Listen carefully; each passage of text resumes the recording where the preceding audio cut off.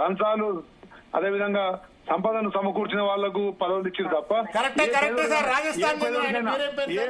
అభిషేక్ సింగ్ పట్టుకొచ్చి మీరు రాజస్థానానికి రాజ్యసభ సభ్యుడు ఇవ్వచ్చు, మీరు రాజ్యసభ సభ్యుడు రాజస్థానానికి ఇవ్వచ్చు, మీరు రాజ్యసభ సభ్యుడు ఇవ్వచ్చు. మీరు ఇచ్చిన ఎమ్మెల్యే టికెట్లు తీద్దాం కథ. వేల కోట్ల రూపాయలు, వందల కోట్లు దండుకొని మీరు బీసీల నోట్లో మన్ను కొట్టి టికెట్లను మీరు ఒక వర్గానికి కట్టబెట్టింది. మీరు గట్ట మాట్లాడతారు. మీరు ఎమ్మెల్సీ వెంకటరామరెడ్డికి ఇచ్చిండు, ఎవరు సారథి రెడ్డికి ఇచ్చిండు, రవికి ఇచ్చిండు, మీ పాలకుర్తి ఎమ్మెల్యే ఎవరు, మీ పాలకుర్తి ఎమ్మెల్యే ఎవరు, కొల్లాపూర్ జూపల్లి ఎవరు, మొత్తం మీ మెగారెడ్డి ఎవరు, మొత్తం మీరు ఇచ్చినట్టు టికెట్లను చూడరు సారి. నా కాంగ్రెస్ పార్టీ కూడా సంబంధం లేని టికెట్లు ఇచ్చిండ్రు పైసలు తీసుకొని. పోటీ చేసే దగ్గర ఎవరికైనా ఇవ్వచ్చు. ఈ ప్రజాస్వామ్యాన్ని నడపాలి. మీకు దండం పెడతా. మీరు ఇట్లనే స్పీకర్ గా ఉండి ఇదే ప్రజాస్వామ్యాన్ని రాజ్యాంగ స్ఫూర్తిని నడపాలా. మాట్లాడుతున్నా శ్రవణ్ దాసోజు శ్రవణ్ గారికి కేసీఆర్ ఎందుకు మొదటి గవర్నమెంట్ 14లో ఎందుకు పిలిచి ఇయ్యలేదు నా పెద్ద కొడుకు అని చెప్పిన కేసీఆర్ గారు దాసోజు శ్రవణ్ గారిని ఎందుకు విస్మరించిండు, ఎందుకు పక్కన పెట్టిండు, ఎందుకు అవమానాలకు గురి చేసిండు, ఎంత ఆవేదన మరి గురి చేసిండు.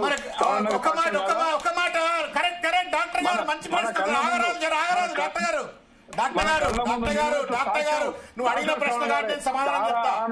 డాక్టర్ గారు ఒక్క నిమిషం. డాక్టర్ గారు నేను చెప్పాను కొంచెం వినండి మీరు. నేను కాంగ్రెస్ లో పోయినాడు కూడా, సరే నేను బీఆర్ఎస్ లో టికెట్ ఇచ్చిన టికెట్ రాలేదు.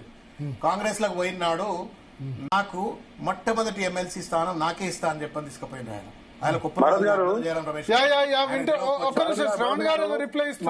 మా దాసోజు శ్రవణ్ గారు మాట్లాడేది సరే, ఆయన గొంతుంది కాబట్టి మాట్లాడుతున్నాడు కానీ ఆయన ఆత్మకు తెలుసు. కేసీఆర్ ఆయనకు భువనగిరి టికెట్, ఖైరదాబాద్ టికెట్ అడిగినప్పుడు అక్కడ మీ కులం ఎంత అని అడిగిండు.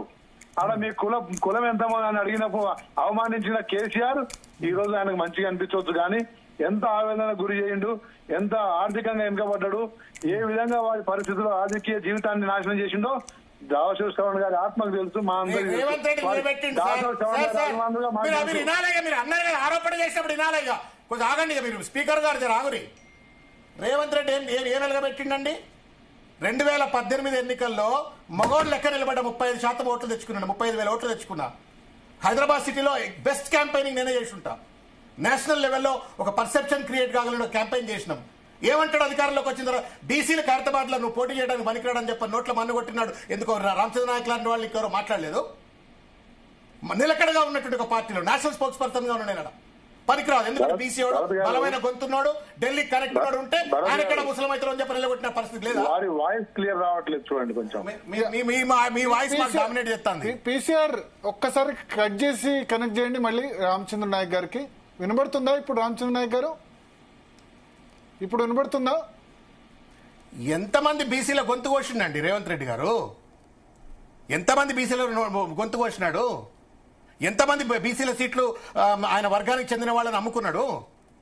ఎందుకు మాట్లాడతారు అట్లా? తెలిసి మాట్లాడుతున్నారు. మీకు రామచంద్ర నాయక్ గారు నేను ధర్మం మాట్లాడతారని అనుకోను, మాట్లాడద్దు కూడా. ఎందుకంటే ఆయన పార్టీలో ఉన్నాడు, స్పీకర్. రేపు పొద్దుగా పదవి రాదు మళ్ళీ ఆయన రేవంత్ రెడ్డి గారు తరఫుదారే మాట్లాడియండి.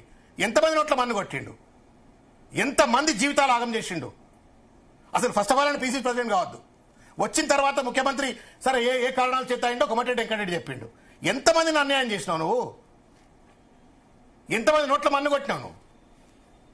ఎంతమంది కార్పొరేషన్ చైర్మన్లు కావాల్సిన వాళ్ళను నువ్వు తెలుగుదేశం పార్టీలకు వచ్చిన వాళ్ళకి టికెట్లు ఇచ్చినావు? నువ్వు ఎలా చర్చ చేస్తారా? ఓపెన్ గా ఒక్కొక్క పదవి మీద చర్చ చేద్దాం, ఒక్కొక్క టికెట్ మీద చర్చ చేద్దాం. నేను సూత్రప్రాయమైన అంశాలు మాట్లాడుతున్నా. ఇఫ్ యూ రామచంద్ర నాయక్ చెప్పింది చాలా చెప్పింది, నేను మాట్లాడి రాదే. చెప్పండి. వాయిస్ క్లారిటీ రావట్లేదు. ఓ నీది వస్తుంది, మంచిగా వస్తుంది. నీ గొంతు చేయబట్టే ఇప్పుడు నేను గట్టిగా మాడుతున్నా. బరాబర్ పడుతుంది. నీ గొంతు వల్ల మైక్ కూడా పాడైనట్టుంది. ఇప్పుడు భరత్ గారు ఒక నియంత, ఒక కుల పిశాచి మరి కేసీఆర్ దగ్గర పనిచేసిన మా శ్రవణన్న ఎంత ఆవేదన. వారి అభిమానులు ఉన్న వారి అభిమాని నేను. టీఆర్ఎస్ ఉద్యమం నడుస్తున్నప్పుడు దాసోజు శ్రవణ్ గారు మీడియా ముందు మాట్లాడిన మాటలతోనే ఆ రోజు మేమంతా ఉద్యమ ఆకర్షితులమైనాం. కేసీఆర్ ఏ రోజు ఉద్యమం చేసినండి? మాట్లాడకండి. రేవంత్ రెడ్డి భాష మాట్లాడకండి. చంద్రబాబు నాయుడు గారి భాష, రేవంత్ రెడ్డి గారి భాష మీరు తెలుగుదేశం పార్టీ భాష మాట్లాడకండి, దండం పెడతా. మీరు తెలుగుదేశం పార్టీ భాష మాట్లాడకండి.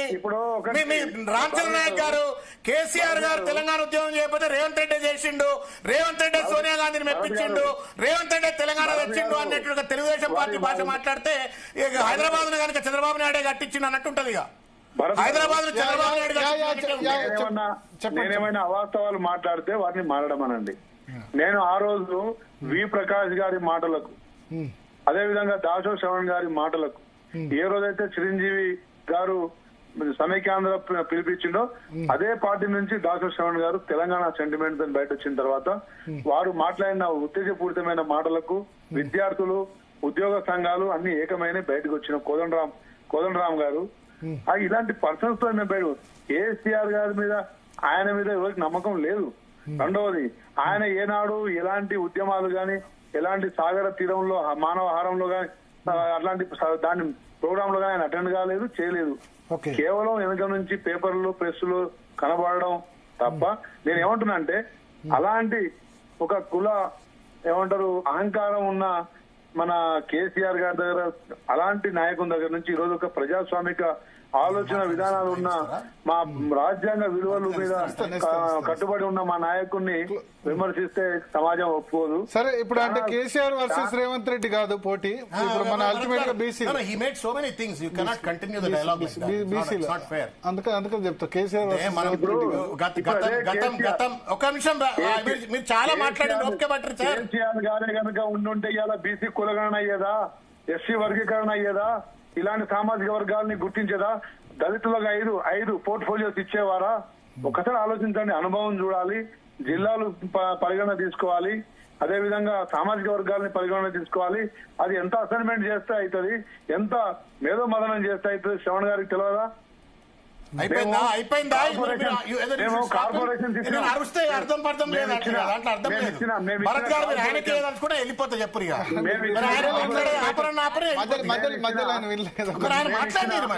అందుకని మాట్లాడి ఓకే. మేము ఇచ్చిన కార్పొరేషన్స్ మీరు చూడండి. ఓకే, దాంట్లో 80% బీసీ సామాజిక వర్గాలు. అరే ఏ లోకంలో ఉన్నావే నువ్వు?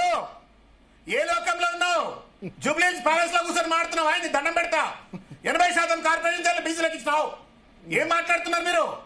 మేము ఇచ్చిన 36 ఏం మాట్లాడుతున్నారు మీరు? మీరు 80% బీసీలకు ఇచ్చినా అంటే గిరిజన దళితులు కూడా అన్యాయం పాడైపోను. ఇంత అన్యాయం ఆడతారు మీరు. కార్పొరేషన్ లో లేరు రామచంద్ర నాయక్ గారు. అన్యాయం ఆడతారు మీరు. రేవంత్ రెడ్డిని మెప్పియండి కానీ మీరు మా వర్గాలను మొత్తం అన్యాయంగా మాట్లాడకండి. Okay okay, cool cool cool cool. ఒక్క విషయం రామచంద్ర నాయక్ గారు, మీరు మాట్లాడారు కదా, పరిగెడితే పొద్దు పూగదు. శ్రవణన్న గొంతు చించుకుంటే మా ప్రజాపాలన గురించి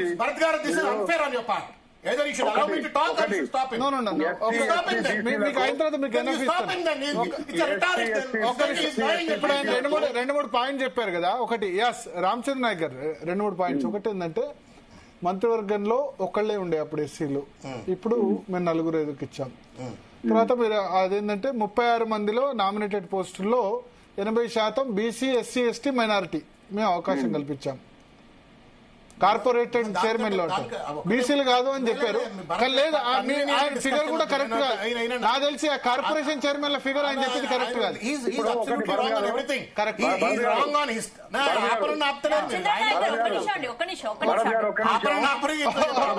అబద్దాల పరంపర కోసం అబద్దాల పరంపర కొనసాగి భయం అవుతుంది. అసెంబ్లీ అసెంబ్లీ ఎట్లుంటే శ్రవణ్ గారు ఆయన చెప్పిన తర్వాత మీరు కౌంటర్ సమయం ఇస్తా. భరత్ గారు చెప్పండి. నేను వారు సమయంగా ఉంటే చెప్తా. వినండి వినండి ఒక్క నిమిషం. తొందరగా చెప్పండి శ్రవణ్ గారు. ఆయన 1 minute లో కన్క్లూడ్ చేసిన తర్వాత మీరు చెప్పండి. చూస్తే మీరు మంచి మెసేజ్ ఇచ్చినట్టు కాదు. ఒక్క నిమిషం ఆయన చెప్పిన తర్వాత చెప్పండి. ఇప్పుడు భరత్ గారు చెప్పండి తొందరగా. డైరెక్టర్ ఆఫ్ హెల్త్ ఆ రోజు గడల శ్రీనివాసరావు, ఈ రోజు మా రవీంద్ర నాయక్. ఈఎన్సీ R&B ఆ రోజు ఎవరున్నారో మీరు కనుక్కోండి. ఒక రెడ్డి ఉండినో, రావు ఉండినో. ఈ రోజు మా మోహన్ నాయక్. సరే కానీ మంత్రి పదవులు అయితే మంత్రి పదవులు అయితే రాలేదండి బీసీలకు. Principal secretary tribal Sharath Nayak, అదే విధంగా 4 జిల్లాలకు ఎస్పీలు ఈ రోజు మా నాయకులు, అదే విధంగా సీఎండి సింగరేణి ఈ రోజు మా బలరాం నాయక్, ఆ రోజు శ్రీనివాసరావు, ప్రభాకర్ రావు, సంతోష్ రావు, వినోద్ రావు, దయాకర్ రావు, ఇంకో రావు. Okay okay okay. ఆ రోజు శ్రవణ్ గారు ఎక్కడి యూ మేడ్ యువర్ పాయింట్. ఆ రోజు శ్రవణ్ గారి గొంతు ఎందుకు మూగపోయింది, ఈ రోజు ఎందుకు? You made your point. Shravan గారు చెప్పండి. కేసీఆర్ గారి జామ పండు తిన్నందుకే కదా శ్రవణ్ గారి గొంతు చాలా బలంగా. రామచంద్ర నాయక్ గారు you made your point. Me points అన్ని మీరు చెప్పిన పాయింట్స్ అని చెప్పారు, దాని కౌంటర్ ఇస్తారు. ఫస్ట్ ఆఫ్ ఆల్ ఏంటంటే వీళ్ళు రేవంత్ రెడ్డి అండ్ కంపెనీ అర్థం చేసుకోవాల్సింది ఏంటంటే 8.5 సంవత్సరాల పాటు సిద్ధాంతపరంగా ఆ పార్టీని మోసినోని నేను. రేవంత్ రెడ్డి వచ్చి అరవంగానే బూతులు దిట్టంగానే ప్రజలు ఏదో మెచ్చి ఓట్లేసిందని వాళ్ళు అనుకుంటే వాళ్ళంత మూర్ఖత్వం ఇంకోటి లేదు. ఆ పార్టీ అలా మీరు కుర్చీలు కూర్చుంటున్నారు, అధికారం అనిపించే దాంట్లో మా పాత్ర కూడా ఉంది, మా ఇసుమంత పాత్రైనా ఉంది. అది లేదు అనుకుంటే వాళ్ళ మూర్ఖత్వం, వాళ్ళ విఘ్నత దండం ఒకటి. రెండవది ఏంటంటే ఇవాళ చరిత్రను చంద్రబాబు నాయుడు గారు డైలాగుల్లో కొడతా ఉంటారు వీళ్ళంతా. ఇది ఏ స్కూల్లో నాకు అర్థం కావట్లేదు. ఏమైనా తెలుగుదేశం పార్టీ ఆఫీస్ పోయి ట్రైనింగ్ పొందొస్తానరా నాకు అర్థం కావట్లేదు. హైదరాబాద్ సిటీని మొత్తం నేనే కట్టించేసిన, హైదరాబాద్ నగర నిర్మాణాన్ని నేనే చేసిన, హైదరాబాద్ అభివృద్ధి అంతా నేనే చేసిన అని చెప్పని ఉద్యమకాలంలో చంద్రబాబు నాయుడు గారు చెప్పినట్టుగానే రేవంత్ రెడ్డి గారే తెలంగాణ ఉద్యమం చేసిండు, కేసీఆర్ గారు చేయలేదని చెప్పని ఇవాళ ఒక తప్పుడు రకాల చర్చ చేస్తా ఉన్నారు. నాకు బాధ కలిగేది ఏంటంటే మా న్యాయబద్ధమైన వ్యక్తి, ఆ కుర్చీలో కూర్చోబెట్టిన వ్యక్తి ఇట్లా అబద్దాల పునాదుల మీద చర్చలు చేసినట్టయితే రేపు అసెంబ్లీ కూడా అట్లనే అబద్దాల చర్చలు అయితేమో దయచేసి నేను నాయక్ గారిని చర్చలు మార్చుకోవాలని చెప్పి కోరుతున్నాను.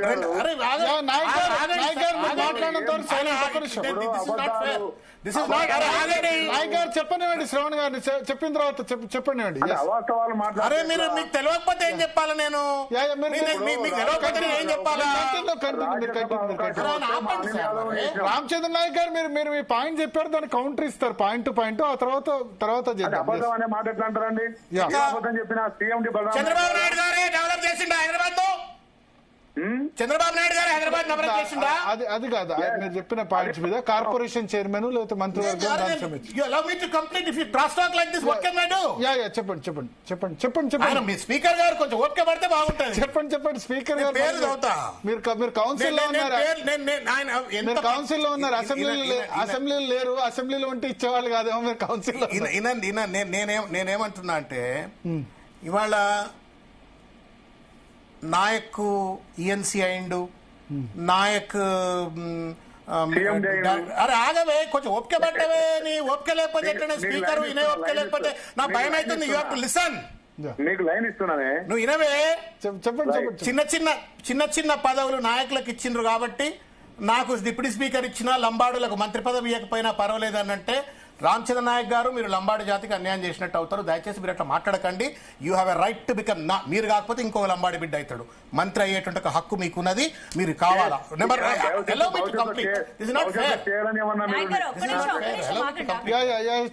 చెప్పండి మీరు చెప్పండి. ఎట్లా చెప్తారండి అరుస్తుంటే? రాష్ట్రాలు చేస్తుంటే ఏం చేస్తారు?